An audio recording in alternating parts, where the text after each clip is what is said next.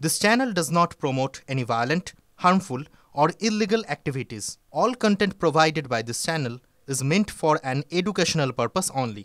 টিভি9 বাংলায় আরো একবার আপনাকে স্বাগত। আমি দীপ রয়েছি আপনার সঙ্গে। পথ দুর্ঘটনাকে কেন্দ্র করে রণক্ষেত্র খড়গপুর বিক্ষোভ সামাল দিতে গিয়ে আক্রান্ত হলো পুলিশ। পাঁচবেড়িয়া এলাকায় লরির ধাক্কা এক স্কুটার চালককে, ঘটনাস্থলে মৃত্যু হয় স্কুটার চালকের। তারপরেই লরি চালককে বেধড়ক মারধর করে উত্তেজিত জনতা। খবর পেয়ে ঘটনাস্থলে পৌঁছায় ট্রাফিক পুলিশ এবং তারপরেই অভিযোগ পুলিশের ওপর, পুলিশকে আক্রান্ত হতে হয়। এখনো পর্যন্ত 11 জন গ্রেপ্তার হয়েছে বলে সূত্রের খবর। UEM Jaipur is a perfect target for prospective students aspiring for good jobs, good education with future-ready skills. সহকর্মী দেবব্রত রয়েছেন আমাদের সঙ্গে। দেবব্রত, ঠিক কি ঘটনা ঘটেছিল? পুলিশের ওপর কেন জনরোষ আছড়ে পড়লো? দেখো, একদমই ঘটনাটা যেটা ঘটেছে গতকাল রাত্রিবেলায় একটি পেঁয়াজ গাড়ি, ওখানে যেহেতু পেঁয়াজের মার্কেট রয়েছে, আনলোড করে তারা গাড়িটি যখন বেরিয়ে যাচ্ছিল সেই সময় কিন্তু একটি স্কুটারকে ধাক্কা মারে এবং ঘটনাস্থলে স্কুটার চালকের মৃত্যু হয়। এবং তারপরেই যখন লরির চালক নেমে ওই মৃত ব্যক্তিকে দেখতে যায়, তখনই লরির চালককে ধরে মারধর করা হয়।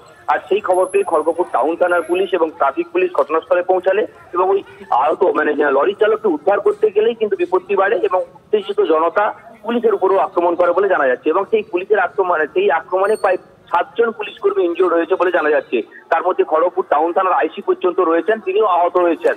তবে এই ঘটনাকে কেন্দ্র করে পরবর্তী ক্ষেত্রে রণক্ষেত্রের চেহারা নেয়। পরবর্তী ক্ষেত্রে যদিও বিশাল পুলিশ বাহিনী, তার মানে দেবব্রত একটা জিনিস স্পষ্ট যে পুলিশ কর্মী এবং সেখানে সিনিয়র পুলিশ অফিসাররা থাকার পরেও জনরোষ বাঁধ মানেনি। অনেক ধন্যবাদ তোমাকে। আমরা এই মুহূর্তে যোগাযোগ করেছি প্রাক্তন পুলিশ কর্তা অরিন্দম আচার্যের সঙ্গে। অরিন্দম বাবু, কোথাও একটা পুলিশকে মানুষ যে আইন শৃঙ্খলা রক্ষার জন্য সমীহ করত, ভয় পেত, এইরকম খড়গপুরের মতন ঘটনা কি কোথাও একটা এই প্রশ্ন তুলে দিচ্ছে যে পুলিশের প্রতি মানুষের আস্থা খানিকটা হলেও টাল খেয়েছে বলে? দেখুন, আজকে একটা জিনিস লক্ষণীয় যে পুলিশ কিন্তু আজকে ল অ্যান্ড অর্ডার ডিউটি সমস্ত চিন্তা ভাবনা করে ট্রাক ড্রাইভারদের বাঁচাবার জন্য গিয়েছিল, একটা ভালো কাজে গিয়েছিল, একটা মানে রিস্ক অফ দেয়ার লাইফ। কিন্তু আজকে তারা মার খাচ্ছে এবং অফিসার ইনচার্জ যে যাচ্ছে তাকেও মারছে। কেন?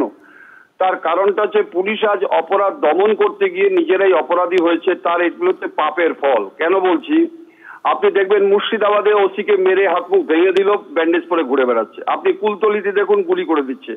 সবচেয়ে আমি অদ্ভুত লাগছে আমার কাছে, ভাই মনে কিছু করবেন না, যে ডায়মন্ড হারবারে ডিস্ট্রিক্ট জাজেরা তাদের বাড়িতে পর্যন্ত আজকে পুলিশের ইনফ্লুয়েন্সে তাদের সহযোগিতায় ক্রিমিনাল অ্যাটাক করছে। মানে ভাবা যায়?